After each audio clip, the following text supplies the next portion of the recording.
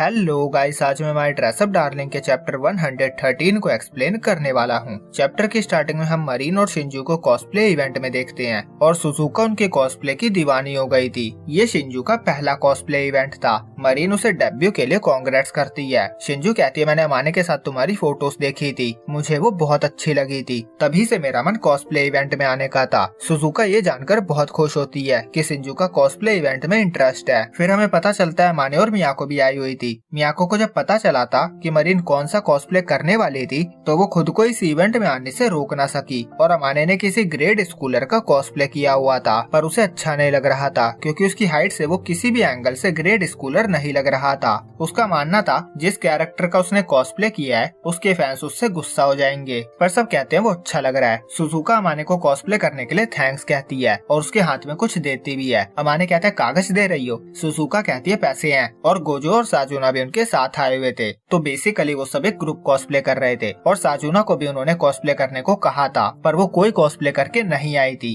वो कहती है, मैंने कहा था ना, मैं कोई ग्रुप कॉस्प्ले नहीं करूंगी। और अब से वो कॉस्प्ले बहुत कम ही करने वाली है क्योंकि वो 3rd ईयर में है, तो उसे फाइनल एग्जाम्स और यूनिवर्सिटी के एंट्रेंस एग्जाम पे भी फोकस करना है। पर वो कॉस्प्ले इवेंट में आती रहेगी ताकि वो शिंजू की फोटोज खींच सके। फिर वो फोटो शूट करते हैं। सुजुका और साजुना फोटोज खींचती है। फोटो शूट हो जाने के बाद सब खाने का प्लान बनाते हैं और उसके बाद फोटो बूथ जाने का प्लान रखते हैं। मियाको कहती है, मुझे तो अभी भी बिलीव नहीं हो रहा है, लोग अभी तक हानेयाल के कॉस्प्ले करने वाले को ढूंढ रहे हैं, पर अभी तक किसी को भी उसका पता नहीं चला है। वो कहती है, कॉस्प्लेयर्स की फोटो मैगजीन्स में छपती है और कई सारे मैगजीन वाले उसे ढूंढ भी रहे होंगे, पर उन्हें अभी तक पता नहीं चला है। कितने शर्म की बात है। अमाने कहता है, तुम जो कह रही हो वो सच हो सकता है, पर मुझे एक पब्लिशर का डीएम आया था, वो कॉफिन ग्रुप कॉस्प्ले के फोटोज के बारे में पूछ रहा था, मुझे लगता है उसने पहचान लिया था। मियाको कहते है, फिर तुमने क्या कहा? अमाने कहता है, मैंने उसे ब्लॉक मार दिया और उन सारी फोटोज को डिलीट कर दिया जिसमें मरीन थी। वो कहता है, मरीन ने कॉमिकेट इवेंट की एक भी फोटो अपलोड नहीं की थी, तो अब उसके पास एक भी रीच नहीं है। वो बताता है, उस बंदे ने उसे पहले भी डीएम किया था